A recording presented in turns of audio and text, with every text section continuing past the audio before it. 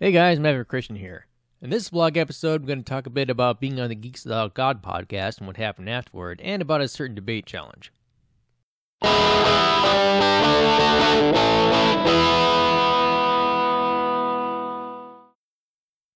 So it's been a while since I had my first vlog episode. I've been busy reading a big, thick scholarly book, though. I'll get it for you here. It's called Deadpool and Cable. It is slightly less scholarly than you might think, but I am hoping it will be useful background information for an actual philosophy book called Deadpool and Philosophy. That's right, some philosophers wrote on the topic of Deadpool and philosophy because of course they did. And that will segue to my next topic, which is about being on the Geeks Without God podcast. So earlier this month, as of this recording anyway, July 2018, I went to Convergence, Minnesotan science fiction and fantasy convention. And when I go to that convention, I always make time for a Geeks Without God podcast, because as I mentioned in my last vlog entry, I'm curious how the other side thinks. Here's a picture from Facebook of the people who are on the panel and make the podcasts, praying to the god of atheism or something, I don't know. But anyway, this time I was actually on the panel and in one of the podcasts. It was really cool. I got to sit next to Melinda Snodgrass, who, for those you don't know, wrote the Measure of a Man episode in Star Trek The Next Generation, one of my favorite episodes of that series. And you might be wondering, okay, how did I, a Christian, manage to get on the Geeks Without God podcast? Well, there was a drawing, and I put my name in there, not really thinking it was going to win, but I decided to give it a shot. I had this weird feeling that my name was going to be called, and that I'd better be prepared for it. So I was like, well, I'll gander their website, but I don't think my name's going to be called. And then when they called my name, I was like, holy crap, it happened. And some of my fellow Christians might say it was a God thing, and maybe it was, I don't know, but either way, it's pretty amazing, and it inspired me to get back into content creation, so there's that. So, how was the panel? Overall, I think it went pretty well, all things considered. They asked me about my beliefs, and I mentioned that ultimately led to me mentioning what I thought was evidence against atheism. We didn't go into it too deeply, a lot of it was just talking about geek stuff, but did at least mention objective morality as evidence against atheism. One thing I will mention is that the panelists, the atheists, they're all actually nice, friendly people. And even after the panel, when I was walking the hallway, some people, presumably atheists, recognized me from being on the panel, and they had nice things to say. I mention that because apparently there's a stereotype of atheists being mean, nasty people, and while you can find mean, nasty people on the internet on religion and politics, in real life and practice, I find atheists to be generally decent people. That was the case with one atheist I met on my way to a Star Trek The Original Series fan panel. His name was Jason, and we talked about my claim on the panel of objective morality as being evidence against atheism. Now, one of the classic maneuvers when faced with evidence against a belief is just to deny the evidence. For some atheists, that holds true even when the evidence is that there's something morally wrong with torturing infants just for fun, and that was kind of the case with the Jason. But I should make some caveats about that. Moral nihilists, those who deny morality's existence and believe nothing is morally wrong, not even torturing infants just for fun, are still potentially nice people. They can be just as opposed to torturing infants as much as anybody else, can still intensely dislike it, still be in favor of laws against it as much as anybody else. It's just that if they're to be consistent, they would have to concede that they think their intense dislike of torturing infants is a matter of taste and there's nothing really wrong with it. So moral nihilists might hold to a horrendously implausible view, but they can still be potentially nice people. And Jason was nice and polite throughout the entire conversation. Now, Jason tried to avoid the problem by redefining morality so it was entirely descriptive, but, as I informed him, morality in the normal sense is prescriptive. An action is morally wrong for someone only if they ought not to do it. And in the end, I got him to agree that if atheism is true, that normal sense of morality doesn't exist. That if atheism is true, nothing is morally wrong, not even torturing infants just for fun. And so what ended up happening is that he didn't believe anything was morally wrong, not even torturing infants just for fun. Now that may seem surprising, but I've seen this sort of thing happen multiple times in my discussions with atheists. I'll explain why that happens in my next vlog entry. But suffice to say for now, some atheists recognize that morality's existence doesn't fit in very well with atheism, and so some atheists honestly don't see anything morally wrong with torturing infants just for fun because it doesn't fit their narrative reality. And that's something that bears some relevance in part 2, which is the debate challenge. So the previous vlog entry, my first one, was a bit of a rush job. Some stuff came up, and there was a debate happening the next day, and I wanted to get something in.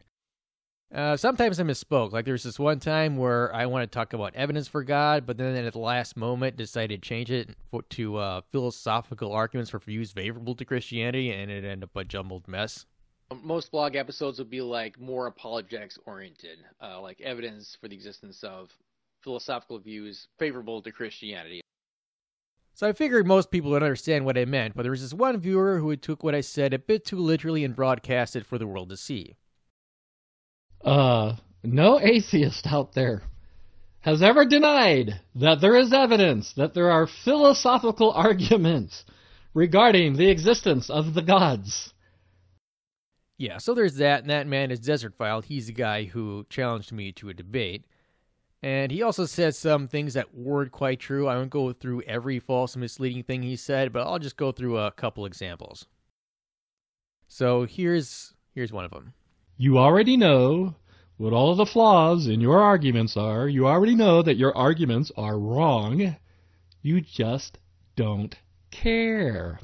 He says this without offering any evidence, and of course it's false.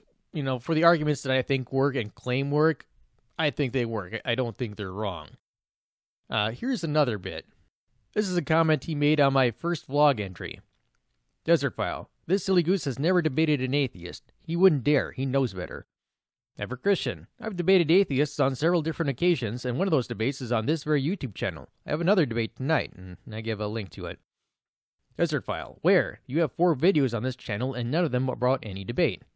And here's the 4 videos he's referring to, and this is, of course, another falsehood.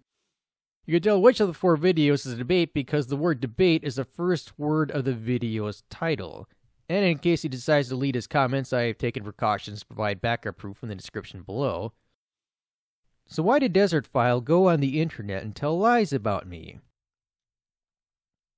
Here's the thing, I don't actually think he was lying. I think even when the evidence of the debate was literally right in front of his eyes, he didn't see it because it didn't fit his narrative of reality. That may sound crazy, but bear in mind, there are some atheists who don't see anything morally wrong with torturing infants just for fun because it doesn't fit their narrative of reality. And you don't have to take in mind that that was a debate there. You can, watch a video, verify the timestamp was prior to my first vlog entry, and, watch it. There is, I'm arguing for a point, he's arguing against some point, opening statements, closing statements, moderator. Definitely a debate. According to the Merriam-Webster dictionary definition of the term, it's undeniable. Well, I guess I shouldn't say undeniable because I'm sure even then someone can find a way to convince themselves it was not a debate somehow. But okay, but what about the time where he basically said, I don't even believe my own arguments? How could he not be lying about that when it has no basis in fact? Well, it's been my experience that when it comes to certain emotionally charged issues, like in religion and politics, people can lower the standard of evidence for believing something bad about someone. And, I've seen it happen a lot on the internet. Here's an example of something that maybe you've seen yourself. Suppose somebody claims that Sally lied about X. The evidence is that X is false. This is non-zero evidence that she lied. Sally's statement being false makes it more likely she lied than if her statement were true. But it's not sufficient evidence. We also need reason to believe she knew X is false. I've seen it happen before on the internet where someone accuses someone else of lying about a particular claim, but the evidence they give that they were lying is just simply that the claim is false. When of course, when it comes to controversial issues, people get wrong claims all the time.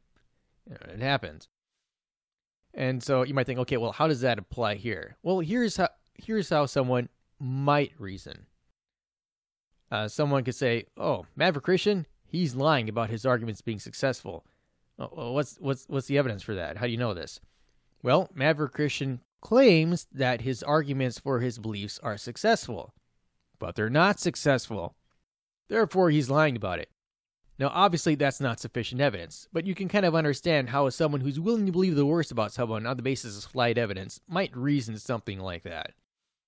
Sometimes people lower the evidentiary standard to the point where the only evidence you need to believe something bad about someone is just stereotypes and prejudices.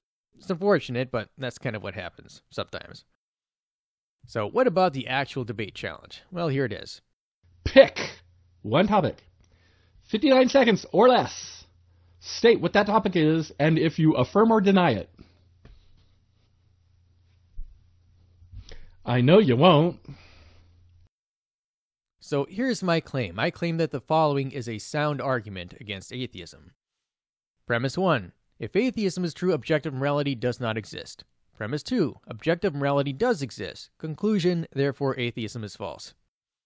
Now, if Desertphile thinks this argument is wrong, and that I know that it's wrong, I'd very much like to see his evidence against it. I don't think he'll have any such evidence. And we'll see. So yeah, I guess I'll leave it here. This is Maverick Christian, inviting you to go in peace, serve the Lord, and love logic.